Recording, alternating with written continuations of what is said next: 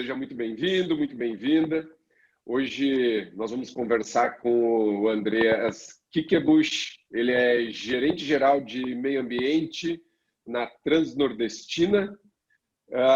Nós já nos conhecemos há muitos anos dentro dessa área de ecologia de estradas, desde os primórdios dos congressos e eventos que ocorreram pelo Brasil. É uma satisfação enorme ter o Andreas aqui com essa experiência em um dos maiores empreendimentos que nós temos aí na área de ferrovia que a gente tem no Brasil. Então, toda essa experiência para contar um pouco de como é que é gerir o processo ambiental numa ferrovia com essa magnitude. Andreas, seja muito bem-vindo. É um prazer enorme ter você aqui.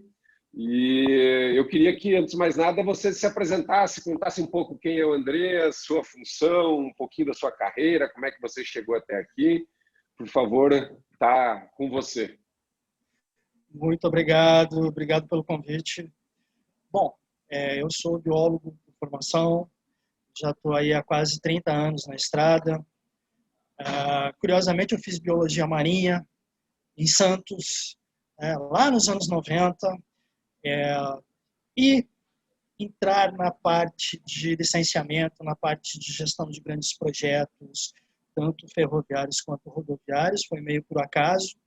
O primeiro projeto com que eu tive contato de infraestrutura foi na duplicação da rodovia Padre Manuel da Nóbrega. Quem é de São Paulo sabe que é aquela rodovia que desce aí, Anchieta Imigrantes, e vai lá para Peruíbe, né?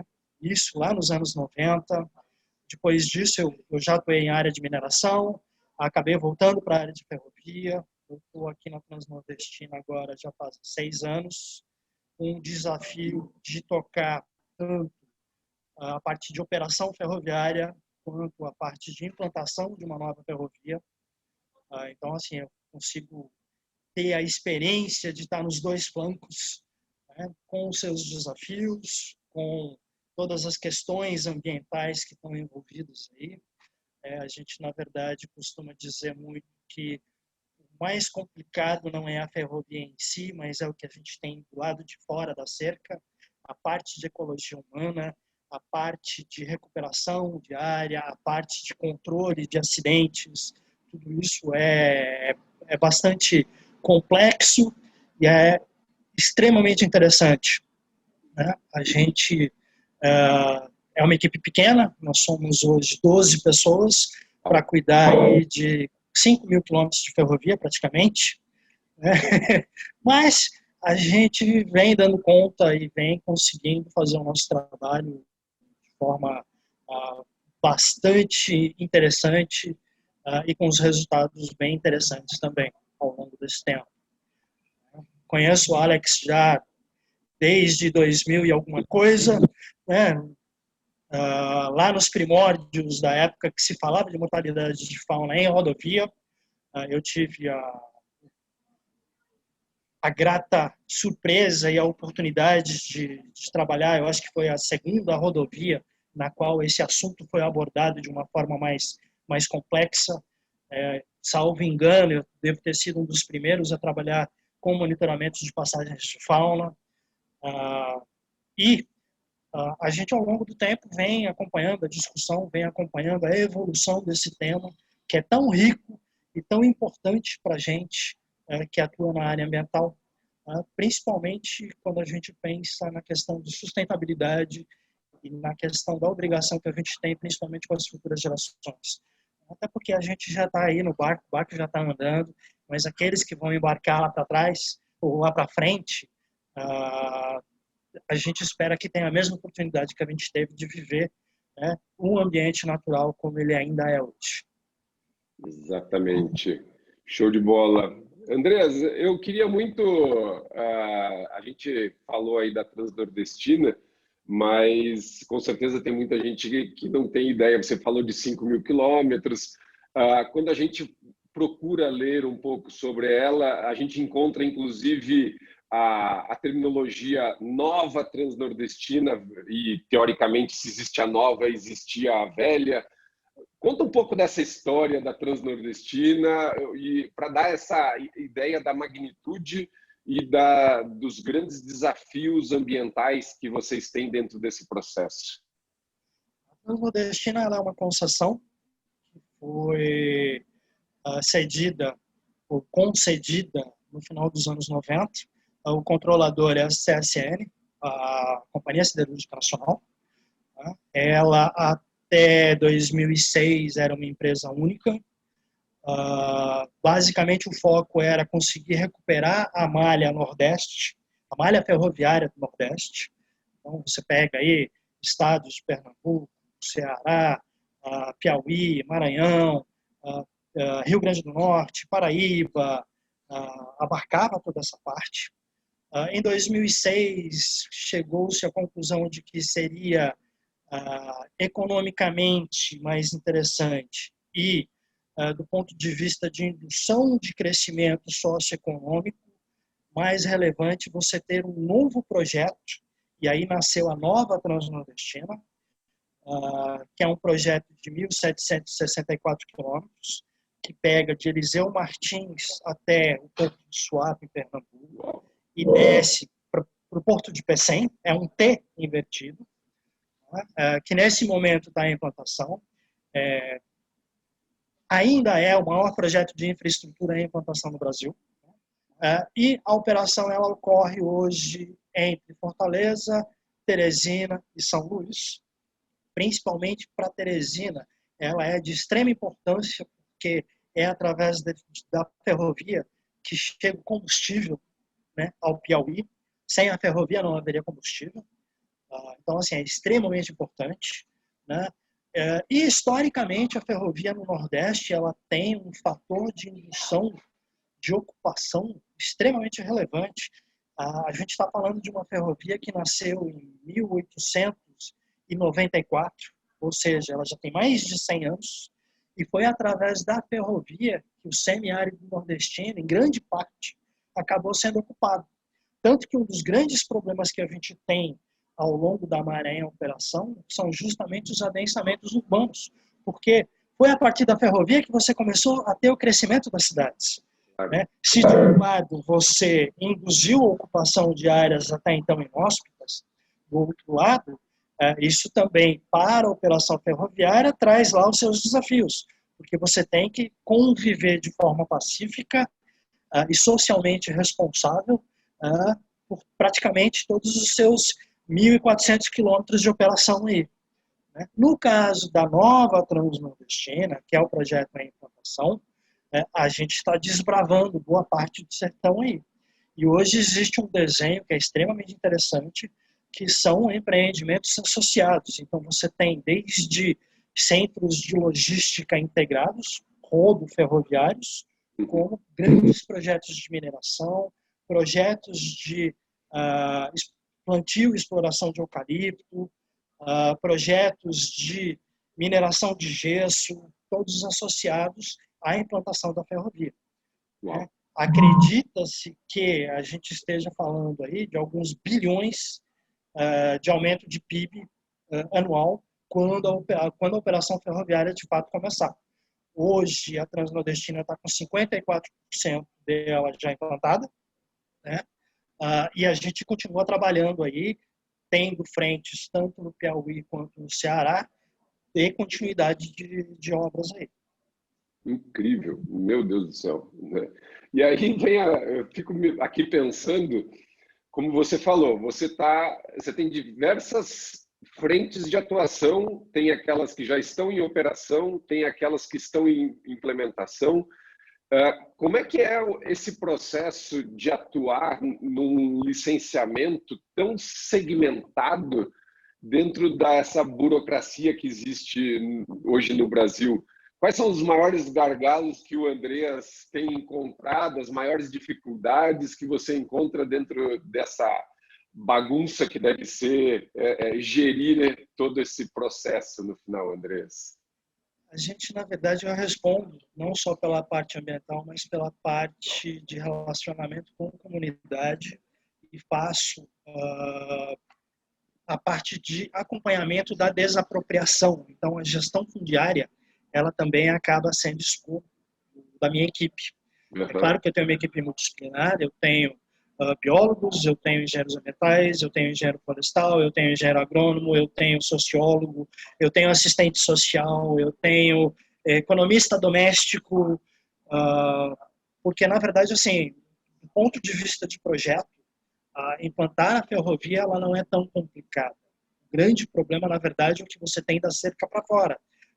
Você está lidando com comunidades que têm a sua cultura e o seu modo de ser já implantados e são seculares. Você está atuando num ambiente, no nosso caso, principalmente no bioma Caatinga, que é um ambiente que, infelizmente, é muito pouco estudado. E aí a gente vai, sim, muito em cima do erro e do acerto, né? Ainda que ao longo desses últimos 6 anos a gente acabou tendo mais acerto do que erro, mas você tem problemas de controle dos processos erosivos, você tem problemas em como realizar a recuperação de áreas degradadas, principalmente com um enfoque de restauração ecológica. Então não é tão simplesmente eu ir lá e fazer um plantio em linha de algumas árvores. O objetivo não é esse. O objetivo é, de fato, reintegrar esse ambiente, e a gente tem conseguido fazer isso induzindo o desenvolvimento econômico sustentável. Então, uma das coisas que a gente tem aqui faz, por exemplo, é o que a gente chama de diagnóstico socioambiental territorial. O nome é meio complexo, mas no final das contas nada mais é do que você identificar quais são as propriedades que você está cortando, quem são as pessoas que moram ali, qual é o nível de vulnerabilidade social dessas pessoas, qual é a capacidade e o potencial produtivo. E a partir daí você criar células que respeitam essa potencialidade e façam com que então você consiga trazer um desenvolvimento, mas que respeite a cultura e o ambiente local. Esse talvez seja o grande desafio. É o que a gente talvez pode ver como sendo desenvolver a ecologia humana de toda essa região. Então, assim, a gente passa aí, a nova Transnordestina, ela passa em 84 municípios. A ferrovia Transnordestina, ela deve passar em mais outro tanto desses.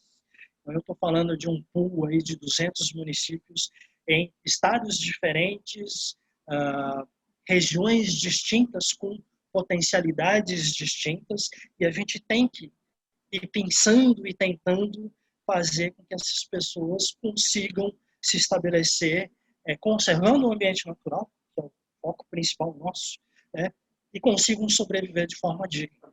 Né?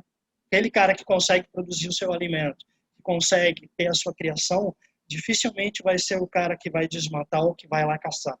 A gente vê isso, a gente vive isso, né? E a gente já conseguiu, ao longo desse tempo, perceber uma mudança sutil, mas profunda no modo de conviver com o ambiente no qual esse povo está inserido. Muito legal. Isso é fantástico, porque muitas vezes a gente fica discutindo a questão ambiental e esquece que nós estamos diretamente inseridos dentro desse contexto e que essa cultura que você tem aí no Nordeste tem que ser respeitado, tem que ser envolvido dentro desse processo de desenvolvimento da mesma forma. Então, assim, deve ser desafiador, mas deve ser extremamente gratificante ver quando as coisas realmente começam a acontecer. Então, assim, meus parabéns por isso. Indo para essa questão da fauna, vocês também têm que obedecer à instrução normativa 1313 do IBAMA, né? É outra briga nossa. Pois é. E aí, justamente, eu queria a opinião do Andreas quanto a isso. O que ela traz? Porque, assim, a história dela é que ela veio para facilitar o processo, inclusive para se estabelecer uma possibilidade de custos para o empreendedor. Então, ele saber exatamente quanto é que ele iria gastar para poder desenvolver e tudo mais. Mas ela internalizou uma série de métodos que até hoje são muito discutidos. Nós discutimos isso em vários dos congressos, ou praticamente todos os congressos que a gente fez de ecologia de estradas, 2014, 2016, CBIV 2016, foram discutidos a instrução. E qual é a percepção do coordenador da Transnordestina dentro desse contexto? O que ela traz de bom? O que ela poderia ser aperfeiçoada, Andreas? Na verdade, ano passado mesmo nós participamos de um workshop aí, via NTF, junto com o IBAMA, junto com o pessoal aí do Andreas Kendall. E assim, uma questão que eu já colocava lá atrás, ela ainda permanece hoje, que é, ela não... A IN3, do jeito que ela está, e mesmo o que está sendo discutido hoje, não responde à grande questão, que é, de fato, estabelecer qual é o significado, qual é o tamanho do meu impacto, de fato, naquela comunidade, naquela meta-população. Se eu não conheço a população que está ao meu redor, eventualmente pode ser que ocorra um atropelamento de um indivíduo que, por exemplo, não está no CITES, mas que pode representar a extinção daquela espécie naquele local.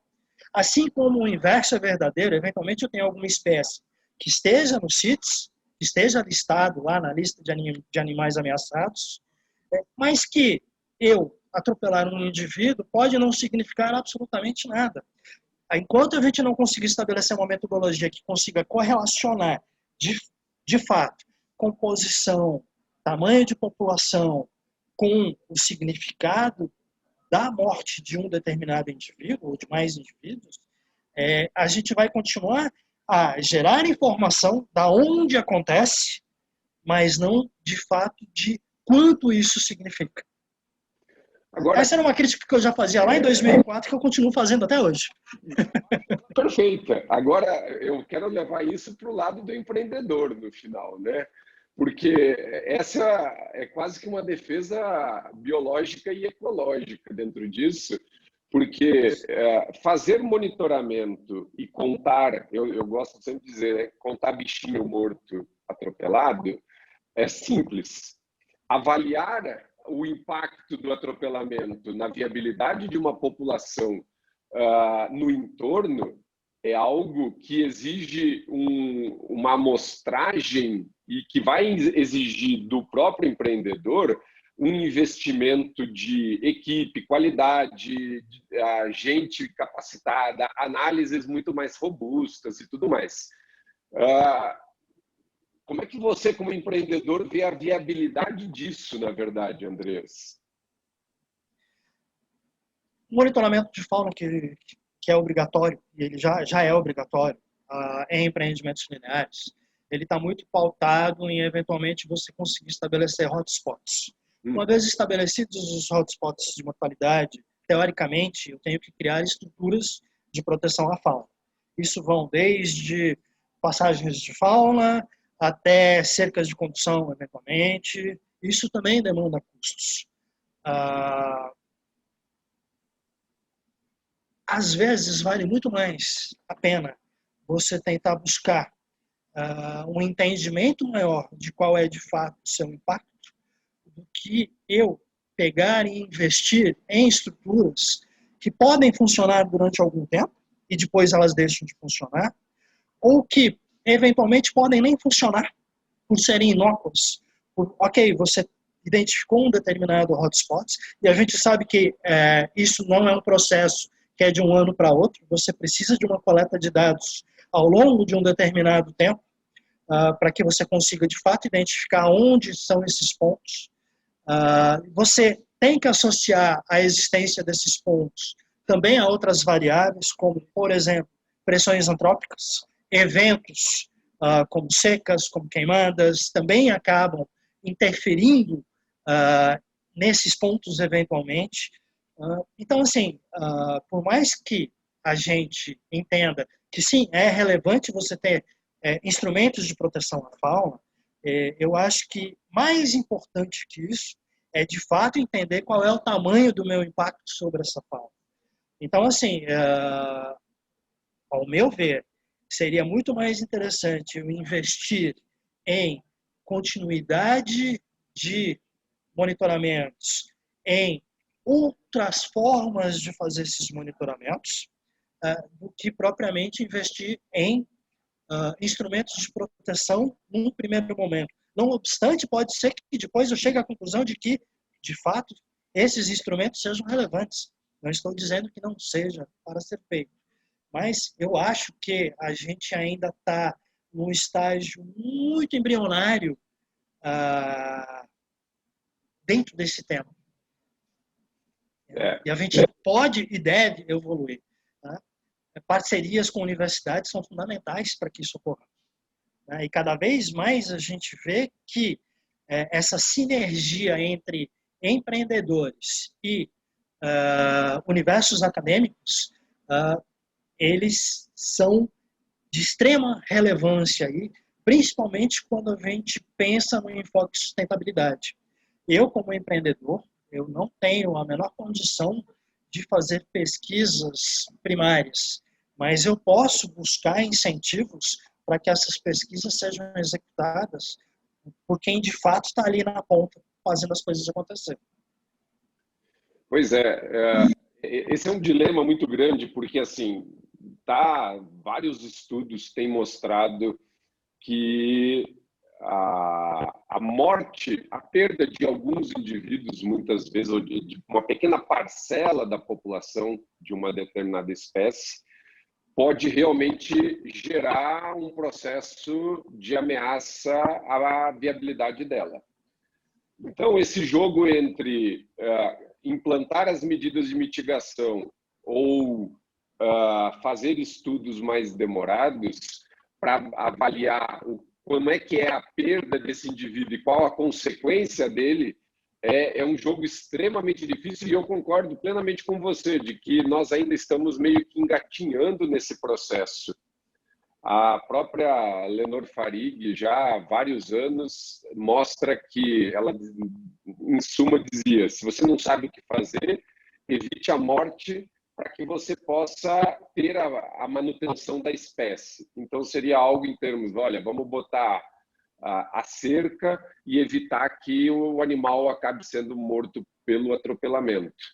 No caso de ferrovia, eu tenho escutado muito a questão da dificuldade da implantação de sistemas depois que o projeto já está instalado, na verdade. E aí, o deixar para depois é sempre uma complicação a mais, na verdade. Porque o empreendedor vai dizer, olha, como é que eu vou agora fazer um túnel aqui no final? Você entende que isso realmente é um problema? Eu tenho, na verdade, eu vivo as duas situações. Porque, de um lado, eu tenho uma ferrovia em operação, é uma ferrovia secular com todas as suas estruturas, e o que a gente busca agora é tentar identificar as estruturas de drenagem e tentar, dentro da medida do possível, adequar elas para que elas também funcionem como paulodutos.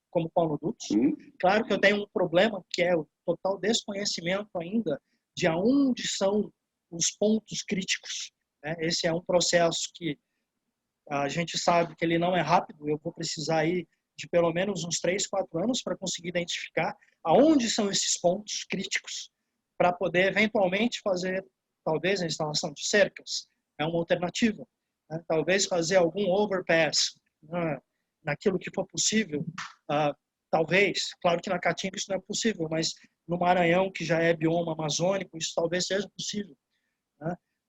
E eu tenho, do outro lado, a implantação, que também é um desafio, porque a gente buscou estabelecer como premissa básica, havendo fragmentos florestais dos dois lados, você busca implantar uma passagem de fauna entre elas. Agora, isso a gente sabe também que não é uma verdade absoluta. Eventualmente, pode ser que eu tenha áreas com pastagem, onde a minha taxa de mortalidade vai ser muito maior do que aquelas onde eu tenho fragmento florestal. Né? O grande problema é justamente o desconhecimento que a gente ainda tem nisso. Né? E uma coisa que a gente vem fazendo na TLSA, é uma coisa que eu venho batendo muito, mesmo que de forma rudimentar e extremamente empírica, quando do monitoramento de fauna que eu tenho que fazer, sendo um projeto em implantação, eu busque tentar inferir pelo menos no tamanho e na composição da população desses meus fragmentos. Uhum. Pelo menos para ter uma ideia do que de fato tem ali e de quanto eu vou estar impactando. Até porque a gente também sabe que passagem de fauna é altamente seletiva, né? Não são todas as espécies que vão utilizar as passagens de fauna, né? Existem, eventualmente, alguns estudos até indicam a possibilidade de você transformar passagens de fauna em prey trap, em armadilhas para predadores. Uhum. Mas, mesmo assim, o nosso foco é tentar já de forma preventiva, estabelecer o máximo possível de estruturas de passagem de fauna naqueles pontos que eventualmente podem vir a ser relevantes no futuro. Perfeito. E aí, a gente está falando de passagem de fauna, e eu sempre me pergunto por que hoje, até hoje, nós não temos no Brasil como existem em outros países, um estudo definitivo que pegue tudo isso que a gente já implantou, faça uma análise e diga exatamente o que funciona e quando funciona. Porque eu sempre acho que nós estamos reinventando a roda, na verdade. A gente pega o padrão, vamos botar uma passagem 2x2, 2x3, e ela vai funcionar. Sim, ela vai funcionar para quem, quando, para que espécies, em que condições. E até hoje, nós temos concessões de ferrovia, concessões de rodovia, os próprios órgãos governamentais. Como é que não se criou um pool e disseram o seguinte: olha, vamos investir 2, 3 milhões para se fazer um estudo onde seja aceito pela academia, pelos órgãos governamentais, e que a gente possa adotar isso como uma diretriz de trabalho, mais ou menos como existe em alguns casos que o DENIT faz, que a Valec tem, que outros órgãos têm, mas para passagem isso ainda não existe. Né? Deve ser uma loucura para o empreendedor ficar imaginando o que ele deve botar em cada lugar, na verdade. Como é que tem sido isso com vocês? Na verdade, bom, assim, primeiro, todo empreendedor, ele vai ser direcionado por aquilo que é estabelecido na regra, na lei. Né? Havendo requisito legal, você obrigatoriamente vai ter que pegar e executar. É claro que quem está do lado de cá, pelo menos dentro da minha equipe, a gente busca unir isso a uma questão maior, que é a questão de conservação com foco na sustentabilidade. Então, eu sou obrigado a instalar determinado instrumento de proteção, mas a lei não me diz como fazer. Então, cabe a minha equipe ter o bom senso de estabelecer qual é o critério. Sim. Apesar desse critério ser subjetivo, né? Ele não é um critério estabelecido na regra do jogo. A gente, quando fala de mortalidade de fauna em empreendimentos lineares, a gente fala de um tema que efetivamente vem sendo discutido no Brasil desde 2000, 2002. Né? É uma coisa extremamente recente. Por mais que lá fora você já tenha exemplos que já estão lá há muito mais tempo que aqui, só que a gente tem uma característica que talvez só a gente tenha, que é esse mix maluco de biomas fantásticos que a gente tem espalhados pelo Brasil. Né? E aí, quando eu falo de um bioma como Caatinga, que infelizmente é extremamente pouco estudado, é extremamente complexo, associar essas ferramentas que a gente tem dentro da nossa realidade também não é exatamente simples, até porque eu estou falando de uma região que basicamente é predominada por pequenas propriedades, tá? 3, 4, 5 hectares de terra, pequenos agricultores, aonde os fragmentos de mata eles ainda existem, mas eles são pequenas ilhas, na verdade, espalhadas. E a escolha para você conseguir fazer estruturas ao longo, para tentar manter a interconexão, também passa muito por uma visão mais de estabelecer corredores ecológicos. Né? A gente aqui no Ceará discute muito com o pessoal da SEMAS, justamente para tentar estabelecer esse conjunto de corredores, porque isso tem que estar interligado com unidades de conservação. No Piauí, essa discussão, ela infelizmente acabou não ocorrendo quando deveria ocorrer, porque lá o processo, ele, inclusive, é anterior à minha chegada. Então, quando eu cheguei, isso já estava em andamento, o projeto já estava em implantação, a gente meio que acabou perdendo tempo. Levar isso à discussão, talvez até estabelecer isso como regra do jogo, hoje é uma coisa que eu venho discutindo muito junto ao IBAMA. Tem até empreendedor que torce um pouco o nariz, mas isso é fundamental para a gente garantir a conservação do que ainda tem, né? Que é aquela velha história, né? A gente já está passando. Quem vier, né, vai depender muito daquilo que a gente deixar. E assim, o que a gente vê hoje em termos de mudanças climáticas, o que a gente está observando hoje em termos de destruição de florestas, a queimada no Pantanal, etc. e tal, com certeza vai trazer complicações futuras extremamente significantes para as gerações que estão vindo aí. Exatamente. Show de bola.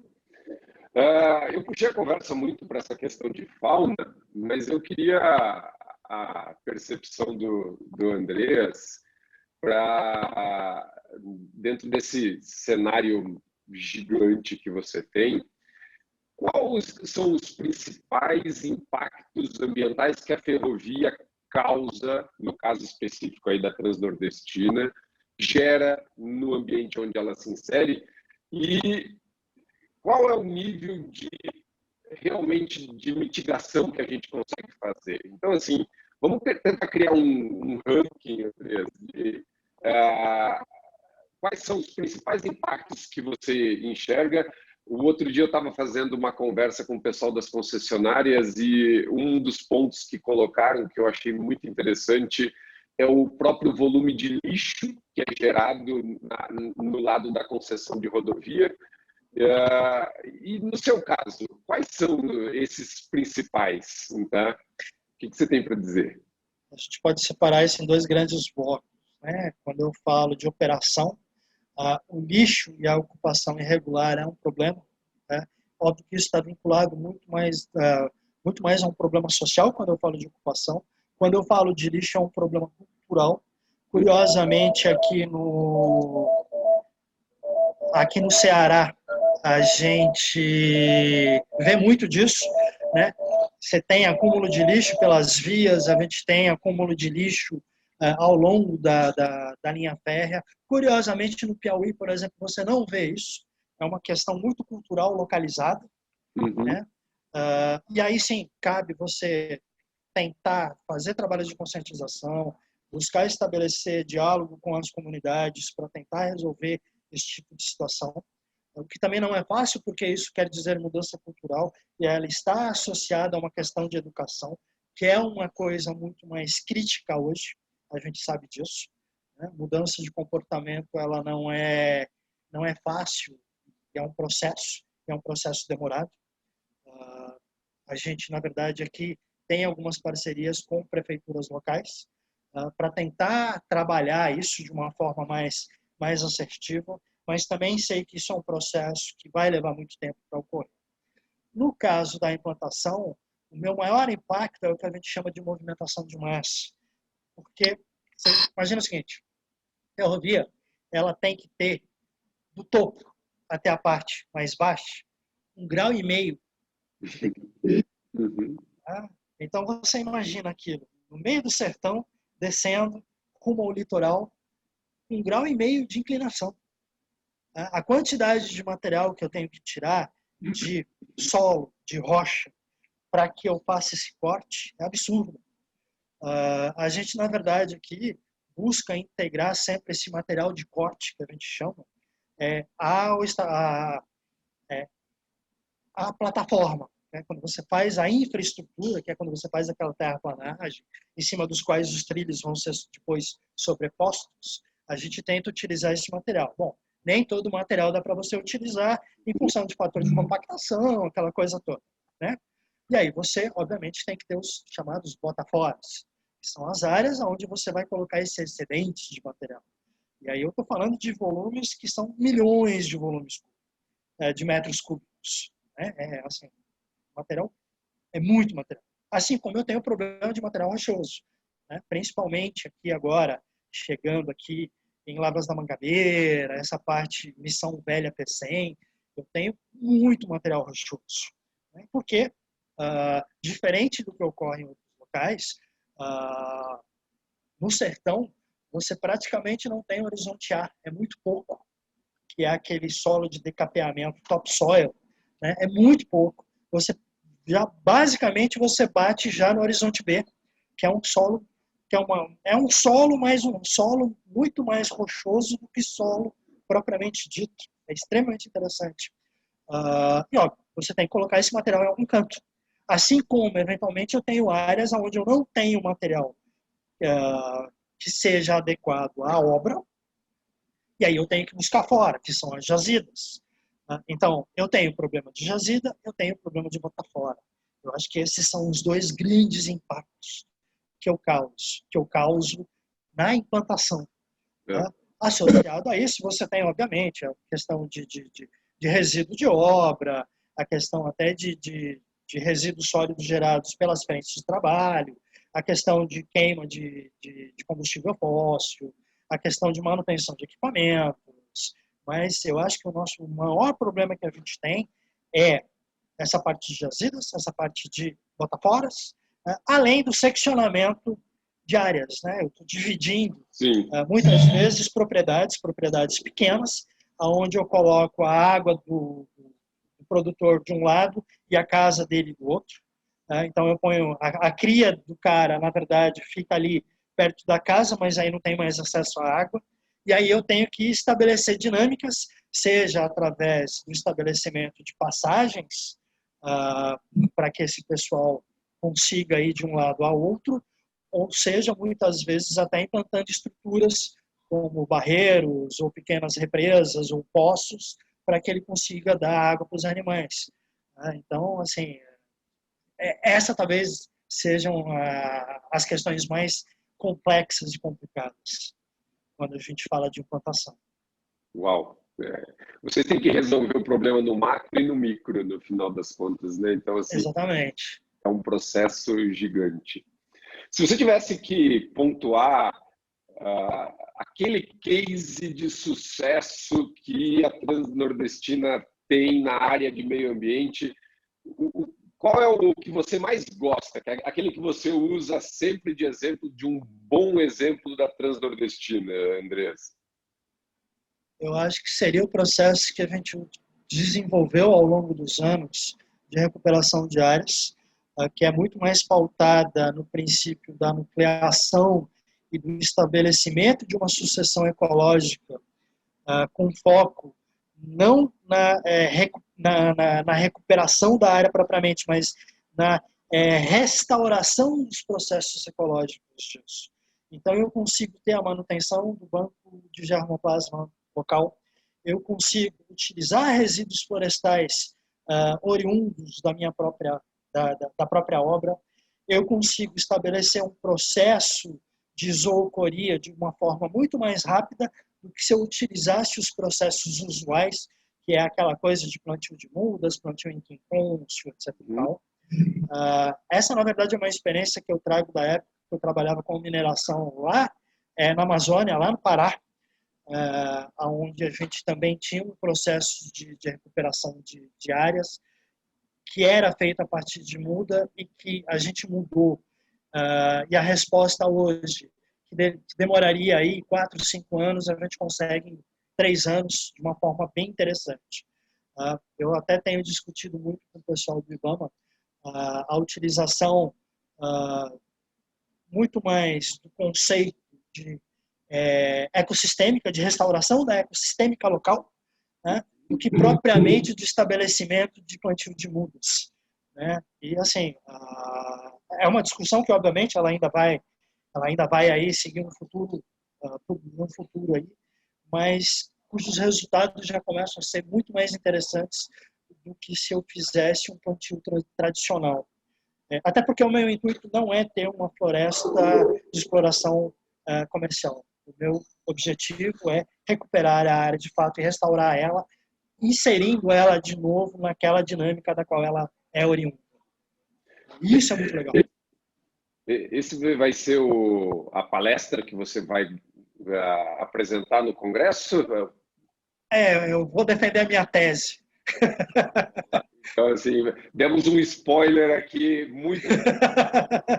Já deixamos um monte de gente curiosa aí para saber como é que vai ser essa sua palestra no Congresso. Muito bom. Andreas, caminhando para o fim, eu queria ter uma ideia só de como é que hoje a Transnordestina faz o processo de gestão desse volume de dados que deve ser enorme que vocês produzem. Vocês hoje têm um sistema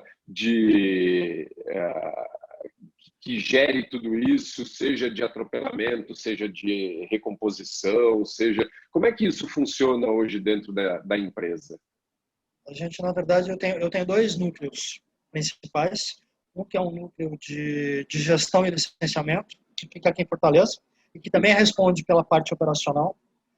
Toda a parte de reportes, toda a parte de licenciamento propriamente dito é feito por Fortaleza. Então, a gente tem um sistema de auditoria que é semestral. Eu utilizo o suporte do US Natura, que é um suporte de atendimento a requisitos legais, para fazer essa gestão de requisitos. Né? E aí eu tenho a minha equipe do campo. Minha equipe do campo, ela atua diretamente na obra, onde eu tenho a minha coordenação social também.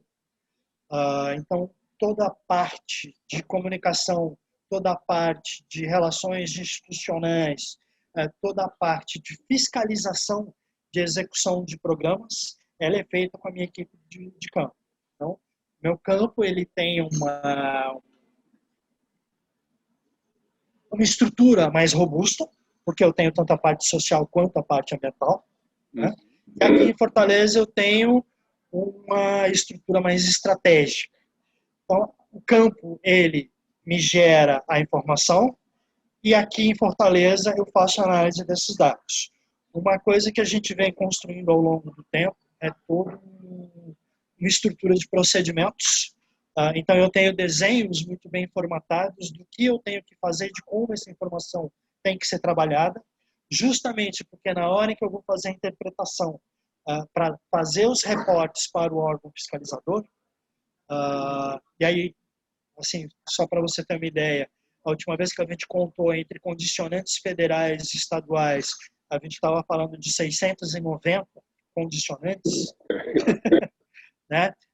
Eu tenho que ter essa informação muito bem trabalhada para que o pessoal aqui consiga pegar, fazer a alimentação das planilhas de análise, dos sistemas que a gente utiliza para fazer o reporte de forma satisfatória. Claro que isso é um processo que vem vindo ao longo dos tempos. Né? Hoje, aí, entre FTL e TLSA, a gente deve estar aí com uns 80 procedimentos. Cada coisa que você vai fazer, você tem um modelo, um desenho, um layout, uma forma na qual essa informação ela tem que ser reportada para a gente. Claro, aí eu tenho os outros braços, que é o braço da implantação, eu tenho as terceirizadas, toda essa fiscalização ela depende muito do meu pessoal de campo, que é basicamente pautada em atender aquilo que está no procedimento. É um trabalho bem árduo aí. A gente tem uma sistemática de reuniões semanais. A gente, na verdade, tem 3 reuniões semanais. A gente tem uma reunião só com a minha equipe, a gente tem uma reunião com o pessoal da implantação, que é a outra gerência, e depois a gente tem reunião com cada uma das construtoras. Isso é semanal, tá? Nossa Senhora. Fora o corporativo, que eu também tenho uma reunião semanal com o corporativo, porque eu respondo a uma diretoria de sustentabilidade, então o reporte ele também é semanal lá para o nosso controlador. Uma agenda bastante cheia. Muito bem. Andreas, eu queria deixar aí aberto se você quiser fazer mais alguma consideração, falar mais alguma coisa. Fica à vontade. Agradeço mais uma vez a oportunidade de estar participando. Eu acho que vai ser extremamente enriquecedor. Eu até passei o link para o meu pessoal se inscrever, né? É um pouco mais difícil para o pessoal participar, seja porque eles estão no campo, ou seja porque a vida aqui ela é realmente corrida, mas eu acho que é extremamente importante a gente, nós, do lado aqui dos empreendedores, compormos junto com o universo acadêmico essa construção do saber. Mais que nunca isso é importante para que a gente garanta aí às gerações futuras aquilo que já foi preconizado lá atrás, através da Agenda 21, é aquilo na qual a gente acredita que é legar ao futuro a mesma coisa que a gente encontrou agora no presente e que nos foi dado no passado. É extremamente importante que a gente faça essa troca de experiências, até porque muita coisa é nova, muitas ideias vão surgindo, muitas formas de fazer vão nascendo desse tipo de discussão. Haja vista tudo que aconteceu depois que a gente teve o workshop em Vila Velha, né? Lá em 2000 e alguma coisa, olha o tanto que a gente já evoluiu, olha o tanto que a gente ainda pode evoluir. E eu só agradeço poder fazer parte de tudo isso. Muito bom. Minha gente, tivemos hoje aí a conversa com o Andreas, com essa experiência fantástica de contar a história um pouco lá da Transnordestina para nós. Andreas, muitíssimo obrigado, foi um prazer poder falar com você de novo, é sempre um aprendizado enorme de poder entender o lado do empreendedor e internalizar isso, tentar avançar nesse conhecimento todo, e eu acho que é um casadinho muito bom mesmo a gente poder botar os diferentes segmentos que a gente tem na sociedade para atuar junto na solução desses problemas. Tá? Muito obrigado, foi ótimo e conto com você sempre que a gente possa voltar a conversar novamente em outras oportunidades. Tá? Até breve, então. A gente se vê. Um abraço. Tchau, tchau. Um abraço. Tchau, tchau.